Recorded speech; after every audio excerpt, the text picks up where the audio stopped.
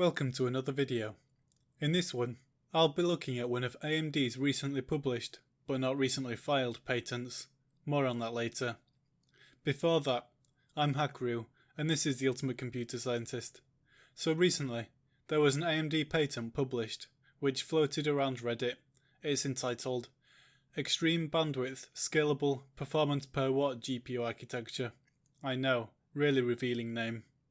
So I've read a number of AMD patents, and this one starts off the same as most, with a block diagram of a computer system. If we look at the abstract, it says, quote, a technique for accessing memory in an accelerated processing device coupled to stacked memory. Essentially what this means is that we're looking at 3D stacking of silicon chips, where in this case, having memory chips stacked on top of a processor. This is much like Intel's Foveros-based chips. But how does this work, and why use it? Well, I've read the patents to save you doing so, and I'm going to answer the questions, and then provide a bit of strategic analysis later on. So the core idea here is that it's possible to stack a control die on top of an active processor, where the control die will contain the uncore components such as memory controllers to external memory and buses like the Infinity Fabric and such. Then on top of the control die, it's possible to stack memory cells for near direct use by the processor die. Now I say near direct use because the access request goes through the control die and there is active logic in the control die that routes accesses to the stacked memory. More on that in a bit. The way this communication can happen is through TSVs or through silicon vias, which allow electrical signals to pass through the silicon chips. So let's look at the patent and what AMD is expected to do with these. So the first few paragraphs are really boring and appear in all of the AMD patents that I've read before. It just seems that they're covering their bases with what applications the patent can cover. It then goes on to talk about code execution on the GPU and the graphics pipeline, which honestly seems completely irrelevant to the patent. Like, why are they telling me about what goes on in the tessellator stage of the graphics pipeline?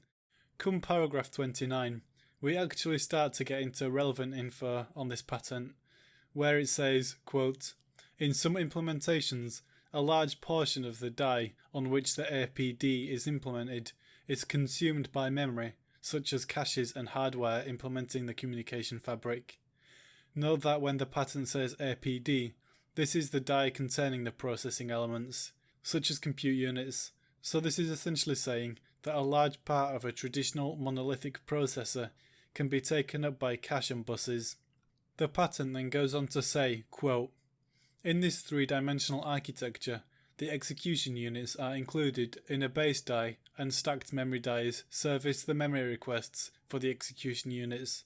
Control and coordination are performed by a control die interposed between the APD and memory dies. This effectively describes what I mentioned earlier. Looking at paragraph 31, it says, quote, the memory dies, APD and control die communicate with through silicon vias in brackets, TSVs, and then individual TSVs are coupled to multiple different individual components in different memory dies. This means that a single TSV is going to be connected vertically to all of the memory chips in the stack. It also says that the TSV will terminate at the control die. Next, let's talk about how the memory will be allocated to the execution units in the APD. In paragraph 32, it says, each SIMD unit is assigned a particular number of memory cells of the memory dies as being local. It then goes on to say that the control die will provide direct transfer of data between SIMD units and their local memory, where it explicitly says that direct means no use of buses in the control die, so vertical data transfer only. Now the control die also provides some cache and an internal bus/network that will allow the execution units to request access to non-local memory cells. Now there is another application the control die has, and that is gating memory accesses for halted functional units. So let's assume we have a compute unit working and it needs to access the stacked memory. Well, back when this patent was filed, Navi was yet to show an appearance, so the conceived pipeline widths were 16 FPUs wide. Of course, Navi has doubled that now. But back to the GCN compute unit.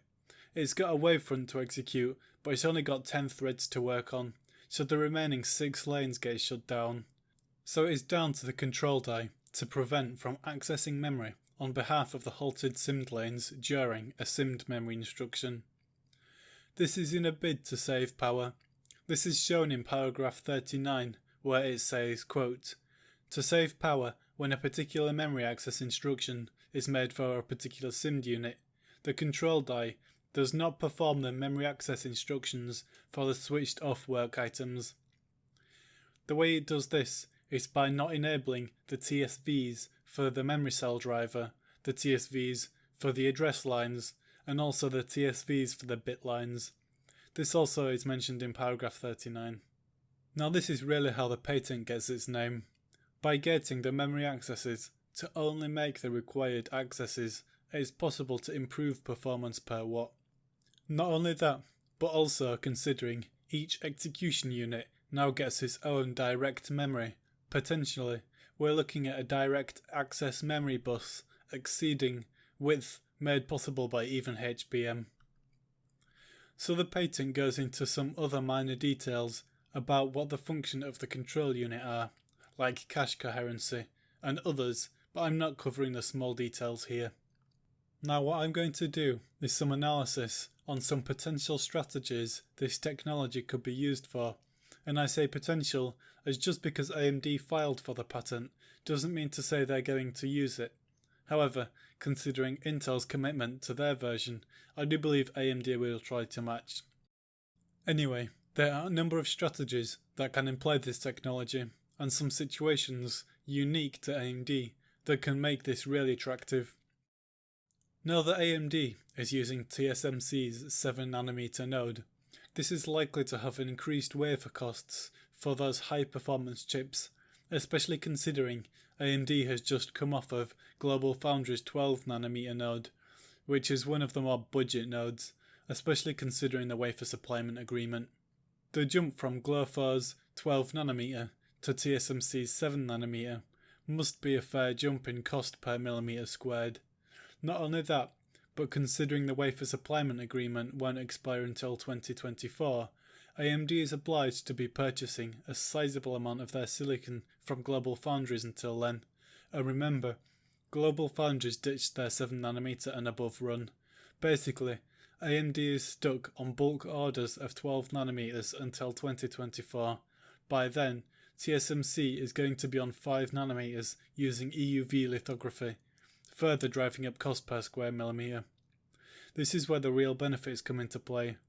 With this technology, AMD can produce only the highest performance functional units on TSMC's 7nm plus and 5nm nodes, with the highest cost per square millimeter, but leave out every other component, therefore minimizing the amount of high cost silicon required. Then they can have the control dies produced by an older node, such as 12nm, which, as is commonly known, won't scale well from node shrinkage, as buses and interface controllers see little scaling with transistor density. This allows a large proportion of their silicon to be fabricated by GlobalFoundries, thus still meeting the wafer supplyment agreement and still having competitively performing functional units. Alright, so what other things can we analyse about this? Well, what about the memory types that's going to be stacked on top? So let's think about that, shall we? Well, it's unlikely that a high performance chip like a GPU is going to use DRAM. With the insinuated amount of memory bandwidth stated by the patent, i.e. as much as from local memory per SIMD pipeline to local memory per few compute units, this looks more like an L2 cache, notwithstanding the simplicity of the direct memory access path without regard for a memory bus.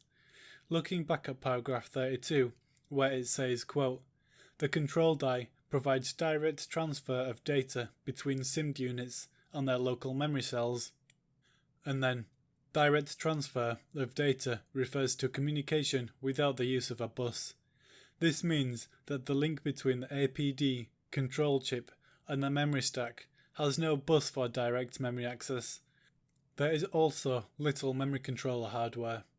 There is a little amount of hardware, multiplexers and address tables and such, but there is no memory controller that covers the entire surface of the control die. Not only this, but the latency of DRAM is massive when compared to that of SRAM.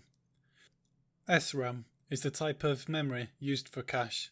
It is high performance and can have access latency as little as a single cycle, although in this case a single cycle is unlikely. So it looks like the control die will have the off-package memory controller to the local memory and the bus to the CPU. Now better prediction and deeper pipelines could allow for stacking for DRAM memory types and just hide the access latency with a deep pipeline, but that's unlikely, as with Navi the execution latency has dropped from 4 cycles for GCN to 1 cycle on Navi, so the pipeline has only actually gotten shorter. Now maybe for SoCs this technology could be used by stacking DRAM on top of the chip, which could lead to a low cost and small scale implementation of a chip. Now this would be well suited to low clocks in order to keep the disparity between the processor speed and memory speed low, but this could allow for a very effective SoC implementation at low cost. Anyway, those are just my thoughts on the matter. Until next time. I hope you've enjoyed this video and most importantly learned something.